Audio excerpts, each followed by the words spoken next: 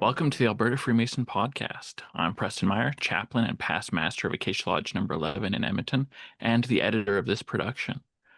My name's John Hayes. I'm the current worshipful master of Highlands Unity Lodge 168. I'm also a past master of a couple of lodges and past sovereign grand master of the Allied Masonic Degrees of Canada. William Brook, Fort McMurray Lodge 195, current secretary there. I am Chad Gjertsen, currently senior warden of Baseline Lodge number 198 in Spruce Grove, and the immediate past master of Meridian Lodge in Stony Plain, Alberta, part of many other groups as well, and currently the monarch of Bighorn Grotto in Parkland County, Alberta. And after our last episode a month ago talking about the various appendant and concordant bodies, we want to hear more about this grotto thing. This is pretty new to the province and broadly to most of Canada.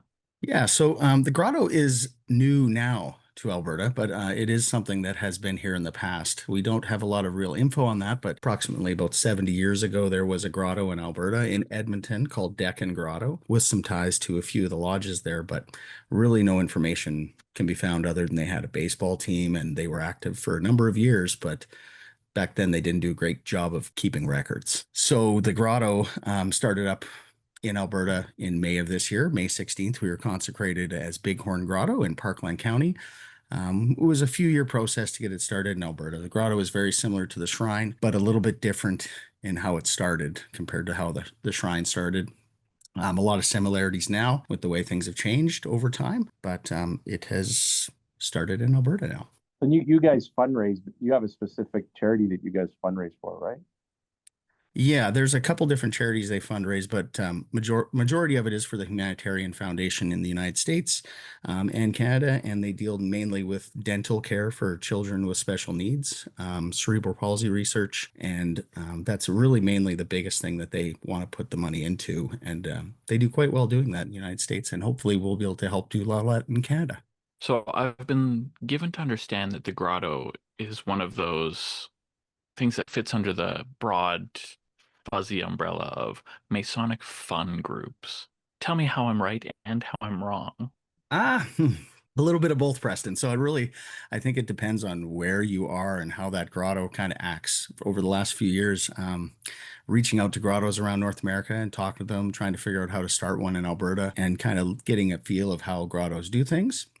Some of them are, dinner clubs mostly, and that's kind of how they've evolved. But some have a little bit more of an outward feel where they're into parades and they're very, very big in their local communities. And some like to go and do really fun events with families and things like that.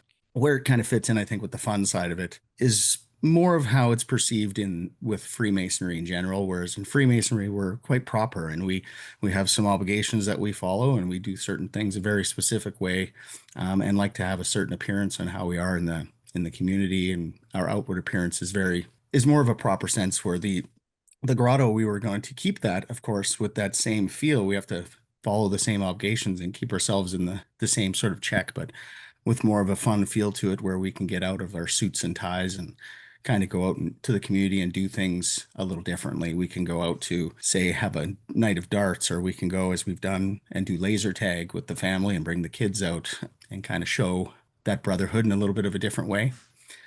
Traditionally, in places like the United States, the other thing that's a little different, which we're not so used to in Alberta, is we have bars in our lodges sometimes, and we have festive boards where we can drink beer, where a lot of lodges in other jurisdictions are dry and there's no liquor, there's no having any thing to drink at your festive boards. It's more pop and water, right? So the grotto has sort of evolved in some of those locations as that place where you can go and let loose a little bit and have a little fun, as long as you're not taking it to the extreme. If you ever go down to the United States, and I've talked to quite a few of the Masons that are part of like the Shrine or the Grotto or some of those other appendant bodies. That is almost like their community group for the area that they live in. So you'll see a lot of times where the Shrine or the Grotto or somebody like that will host almost like a county fair. And they'll do the organization and they'll run it and everything else like that. It's all for the community. It gets your Masonic name out there type of thing, and like you're Masonic and you're giving back to the community. But at the end of the day, you're providing a lot of fun events for the community to join into. And it's not always just about the Masonic group, where some of these other things are very specific to just the Masons go and attend this, the Masons go and attend that. Where this is a lot more broader. And then they have that fundraising part of this as well, or any profit that's made of it goes towards whatever charity it is that they're fundraising for or mandated to look after, whatever. So it's quite huge in the States when you look at the grotto and you get the shrine, some of the other ones. Where in Canada, I don't get a feel for that as much. And maybe it's just my personal experience on that one, where they don't do a lot of the community stuff, the more broader things, and they keep it more specific to the Masonic community, right? But there are times where they will host events and they say, well, bring in friends, bring in family, and let's take a look at, like, let's host this event. Like the Shrine is doing one in Edmonton in November, and it's the Flintstone degree, the Yabba Dabba Doo degree, which I've seen it in the States, and if it's put on properly, it's excellent. It's absolutely excellent. And it follows the theme of the cartoon, the Flintstones, and it's excellent. The Flintstones degree that's happening there, there will definitely be a few grotto people involved in that. It's definitely looking forward to it. I'm hoping I can do that. Looks like a lot of fun. Going back to that though, where Freemasonry and the grotto kind of meet together in Alberta, one of the things I forgot to say there was one of the common things that we see in most lodges is a hard time getting social events started and having these events strong and well attended through the lodges, where no matter what we do, sometimes it's really hard to get more than 10, 12 people out, and it makes it very tough to get those events to happen. So one place the grotto really fits in with what we're doing in the Yellowhead district, or at least in Parkland County, is we have been able to get a group of people together, good brothers who really enjoy getting out and going out into those events and doing that, and brought up the size of those events significantly. Having 40 members and every single one of them is a person that really likes to get out, it's brought up our event numbers quite a bit, and it bringing the family in as well and allowing the kids to come out and your wives and friends too. It's really big, makes it a lot better. And just like you said, we actually invite family and friends to every one of our meetings, people who want to learn about grotto. They all have a wide open part of them where everyone can enjoy it, and you don't have to be in a closed door meeting. Yeah, absolutely. And then the other flip side of this too is they're always looking for something for the family to do, or your significant other, your wife, your spouse, whatever the case may be. And they're typically Blue Lodge doesn't really host those type of social events where that's where you would pull on somebody like the Shrine or the Grotto, where they focus on the family, they focus on bringing the spouse in. And as my mom used to always say, if you want to get things done, get a woman to do it. So when you're pulling them in and they actually help organize and coordinate things, a lot of times your event is a lot more successful, right? Definitely, it makes the social side of it that much better, right? Like we definitely do have closed door meetings where there's no wives and kids allowed in, just like the lodge.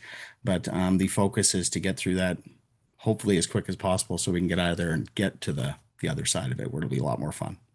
Well, that's got to provide a great service to the groups that don't have that option, right?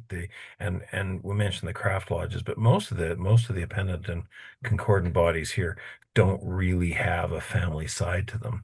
The the lodge might have one event a year where the family comes out, and they don't know anybody, so everybody's awkward, and at some level, moving forward and becoming a bit more integrated as a group would be a great advantage of a group like the Grotto, or any other. I don't know if there are a significant number of other groups that really do integrate the family. I know the Shrine tries to do it on a lot of their events, but those two and would seem to me way more interesting from a family perspective than it would be for doing something just with a group that you kind of don't feel comfortable around. I think some lodges and other groups do a better job of it than others. I know in the US, for example, they don't allow a whole bunch of things involved in lodges. Liquor isn't the only one, but on the other hand, they do tend to have a lot of open to family events. I attended an installation of a lodge down there, and it was open to everybody. So There's a lot more openness down there in some ways. In other ways, maybe not so much. It's interesting though. I think in many ways, a group like the Grotto, and I'm not a member, so I'm just speculating, but it provides a niche for a bunch of people who kind of want to do what the Grotto can do.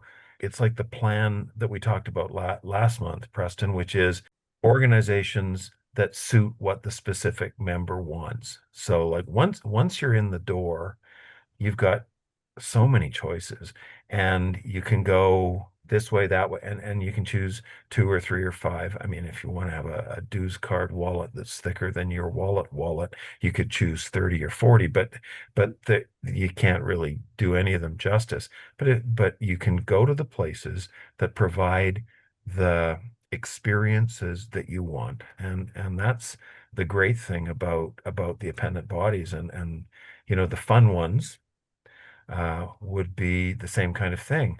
You want a serious one, you go there. You want a fun one, you go there. And as Bill said, Masons don't have fun. And we all know that's not true. We have a lot of fun doing most of the stuff we do. So, just an enjoyable organization that provides an outlet, provides an event opportunities, charitable outlet. It's a great thing. Yeah, when you talk about the open installation there, that is definitely something that happens in the grotto. So it was a bit of a surprise to a lot of people when we were consecrated and all our wives and friends were allowed to come in and be part of that. And then our installation after being part of that as well. And your wives putting your fezzes on your head when you're becoming an officer is a pretty interesting change. But, I'm actually an honorary member of a couple lodges in Connecticut at Anawan 115 and Frederick Franklin 14. And both them, I've been to their installations as well. And they're open, which to me, I think is a very cool thing. Even to the fact that if you were walking by on the street, you could literally walk in and go to the installation if you'd like.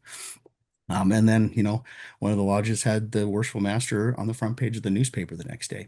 So it shows you kind of the openness in their society compared to what we get in Canada, where we close the doors and we kind of hide from the public in those senses. But it's great to see being able to have your wife or your mother or your father come to see you go through into those positions and how much more open it does make it for everyone in the lodge.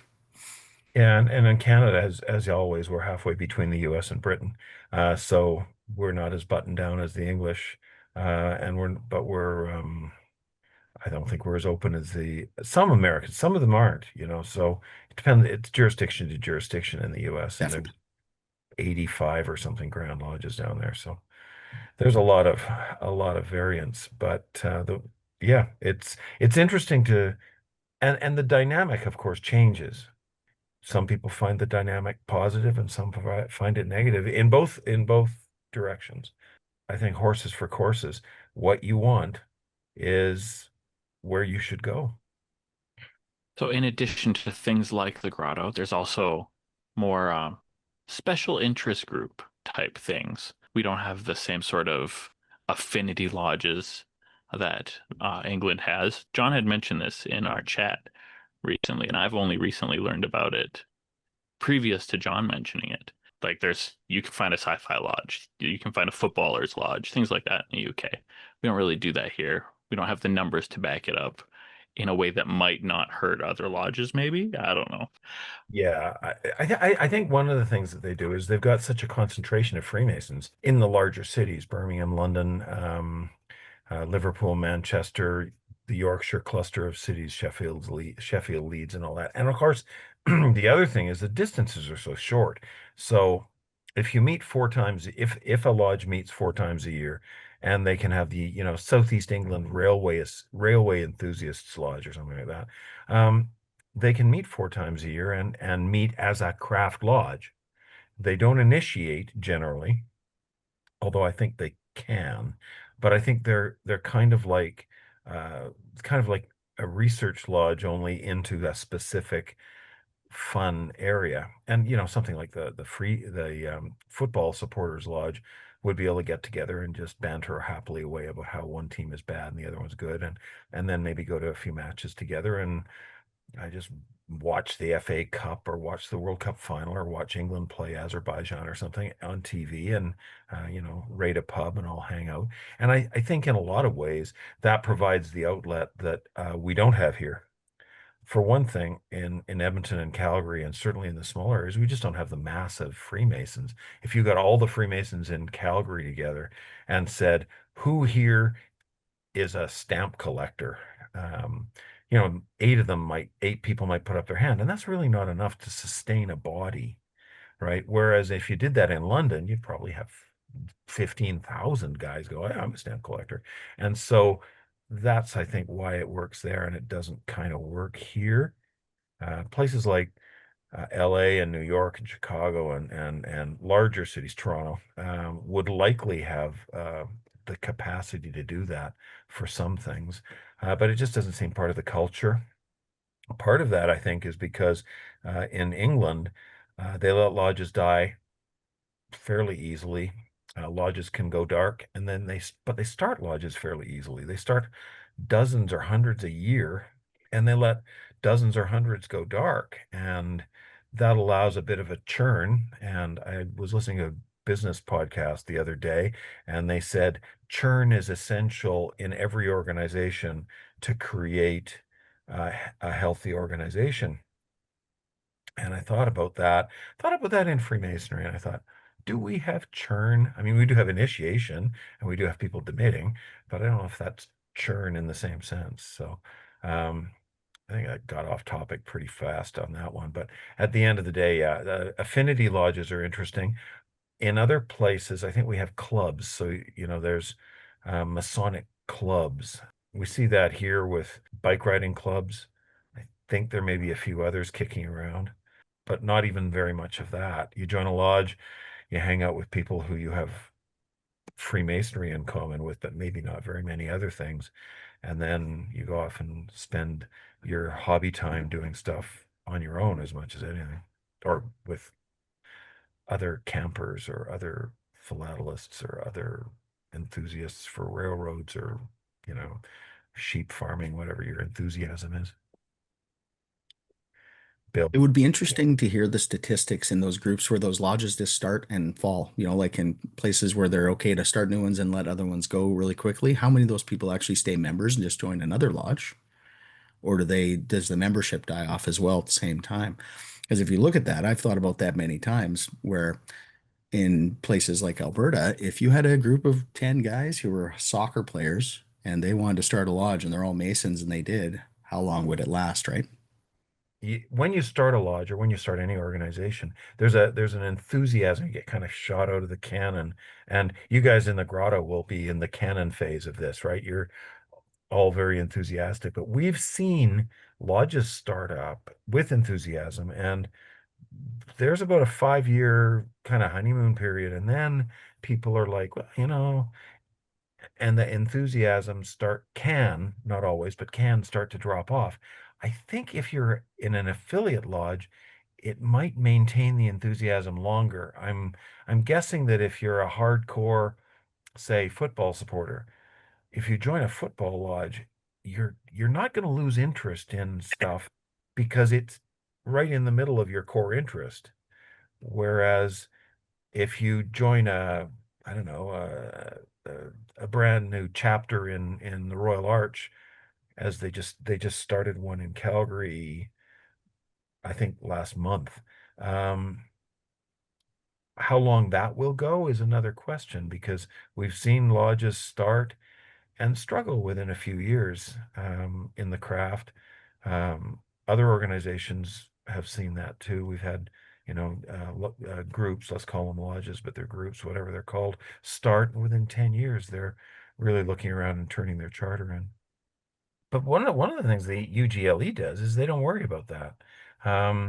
If something isn't surviving, they let it die, and then they allow people to move on with something else, because people will always be enthusiastic. It's that the enthusiasm wanes for a specific project. You see that if you just start something in a lodge. The lodge or any group starts something. So they start an event. They have I don't know, a specific kind of food night or something like that. They have a food night. Call it Indian food night. They're going to have Indian food. It's going to be a banquet. It's going to be wonderful. And the first time they have 205 people, and then the second one they have 220 because everybody heard how good it was, and the third one they have about 205 again. But the fourth one, it's like, I don't want to go again. Maybe, it was pretty good for 3 years, but and it tails off like the workshop did, and like dozens of other things did. And, at some point, do you say, do we want to spend all our mental energy sustaining something that has lost the voom for a lot of people? And, something like the Grotto brings the kind of the voom to these events that they're hosting. And, if the Grotto lasts for 60 years and then goes away, it's not a problem. Think of the success. Think of all the wonderful events that will have happened in the 60 years. Look, I won't look at it and go, man, the Grotto was a failure. It only lasted 60 years. You'd go, look at all the great stuff that happened in 4 generations of Masons. And maybe we need to stop looking at pick a number out of your hat. I don't know. I don't want to pick a real lodge number, so I'm going to go high. 381, right? Because there isn't one that high in Alberta. So 381 lasts 27 years and croaks. And everybody goes, oh, it's so sad. No, it isn't. 381 provided 25 years of wonderful fellowship to 250 brethren. And then it stopped. This idea that every lodge number that goes away is a disaster nearly as much as, it's just strange. I think we really need to look at something like the Grotto and all of the other groups that start, not only the fun groups, and say, I hope they have a good run. I hope everybody who's involved enjoys it. And I hope when its time is up, it learns the 3rd degree lesson and goes away. Because we ought to figure that. I mean, that's part of our lessons. And the idea is at some point things stop being tenable and we should kind of turn the switch and bury them nicely and say, great time. And so, starting a group like the Grotto is exciting. I watched the people starting it online. I heard all the back and forth and I'm like, you go guys, this is great. I hope you guys have a great time. And maybe it lasts 200 years. Some things do. It doesn't really matter. What matters is that while it's going, the people enjoy it. Yeah. 100%. No, And as long as there's growth too, maybe there'll be a couple new ones. You never know. Well, that's the other thing. I mean, you breed them, right? So this Bighorn Grotto may not last for 50 years, but son of Bighorn Grotto and son of Bighorn Grotto might end up, carrying the flame forward more years and all of that. yeah. No, that's true. And then like even up, so because of McMurray being so remote, a 5-hour drive north of Edmonton. So it's hard for the guys from McMurray to join in on some of these like the Grotto and even the Shrine. We do have a shrine body up here, small type of thing. So our lodge, 195, we created a social committee and we start just doing social events for the Masonic community up here. We just did the 2nd annual golf tournament. So every year we pick a charity to fundraise for. This year we picked the Autism Society, gave them $13,000, and then went to the Masonic Foundation and gave them $2,000 so that they can match it. So they'll get another $4,000. But it's all about the social aspect of Masonry and trying to get people to do things outside of lodge. Because when you go and do interviews, potential candidates coming in and everything, it's what they're looking for. They're looking for that social aspect. And let's face it, when you get into a blue lodge, the routine is there and it's kind of dry. So they're looking for something other than that. A lot of them mention charity, and we do a lot of charity, but it's that social aspect, and then and give them stuff that they can bring their family in, right? They can bring their wives, their significant others, their kids, bring them into these type of things too, and just make it a fun event for everybody. Invite the community, do a pancake breakfast, like whatever it takes, right? And sometimes doing stuff like that, will actually help your numbers. Like guys in the community will be like, wow, Masons are doing this. I wouldn't mind being a Mason, because you're showing them the fun side of what you can do and not the boring side of what we always do. Well, I mean, you need to take some of your worshipful masters and slap them upside the head and say, you know, we had this discussion, and it turned out that I mentioned that the lodges are kind of boring. That can be changed. There's nothing stopping. Like there's no rule that says if it's blue, it has to be boring. You can do some fun stuff in lodge too, and it doesn't have to be. I'm a member of some pretty fun lodges. Yeah, exactly. And I think my lodge is fun, right? And there's two or three that are really good. And maybe more than two or three, probably a dozen. And so those ones are the ones we want to copy. And if you go to a lodge and it's like Lodge 666, Night of the Living Dead, what you need to do is you need to walk in there and go, come on, guys, it doesn't have to be this way. Yeah. And maybe we can learn from the fact that the grotto is growing and there's other groups that are growing too, and say, those are the ones that are doing things that people want to do.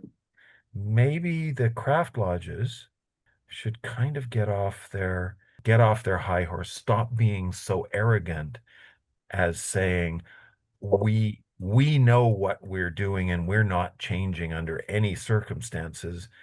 I mean, that's a terrible way of running. I mean, we all do business, right? If you don't pivot in business, you're going to die. There's more than just the grotto. We had talked about some bikers associations. I don't think that's even the right popular designation. Bill, correct me.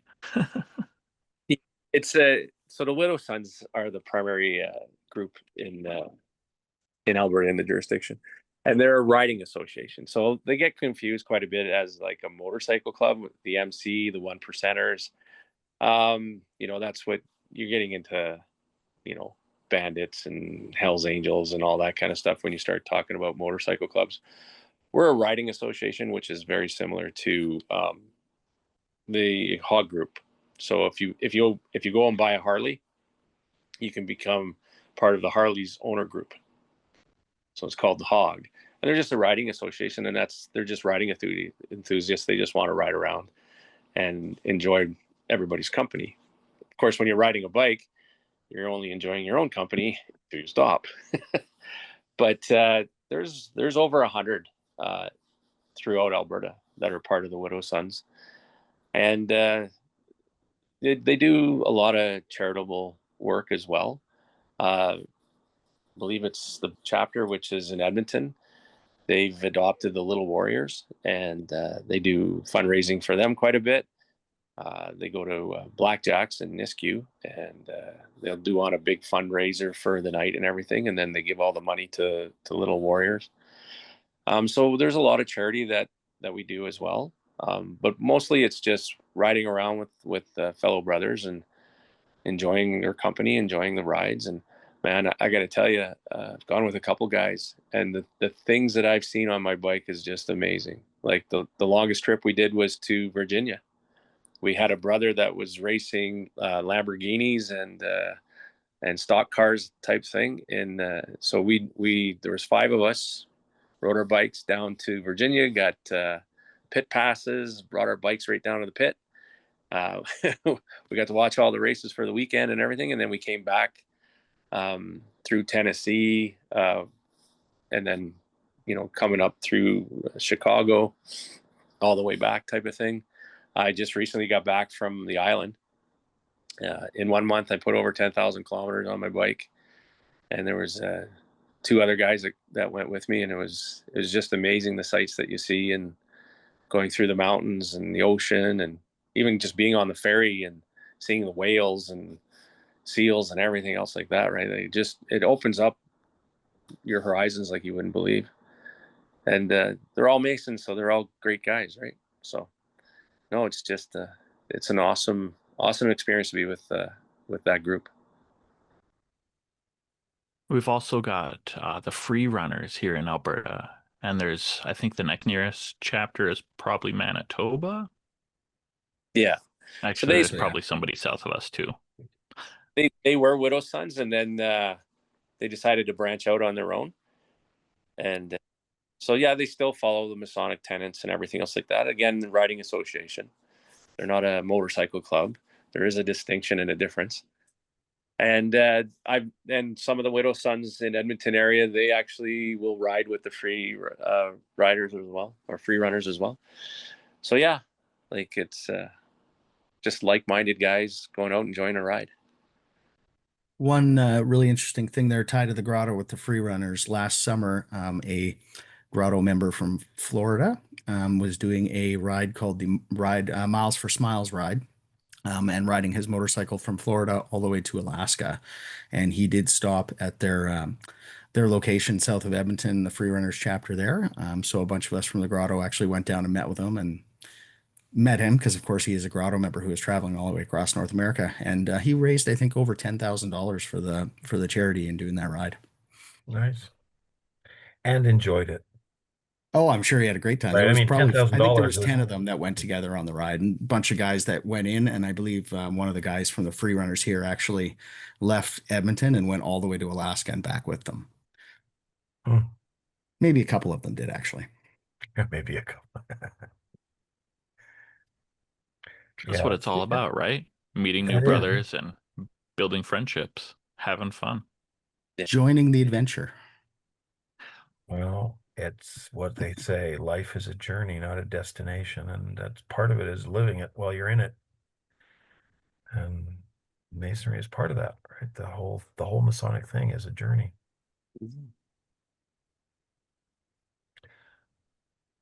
There are a lot of other ones too. I in prep for this, as Preston knows, I went over and I went online and looked up things, and there are probably 10,000 affinity groups of various sizes and shapes affiliated with the craft in some way or other. So if anyone's interested in anything,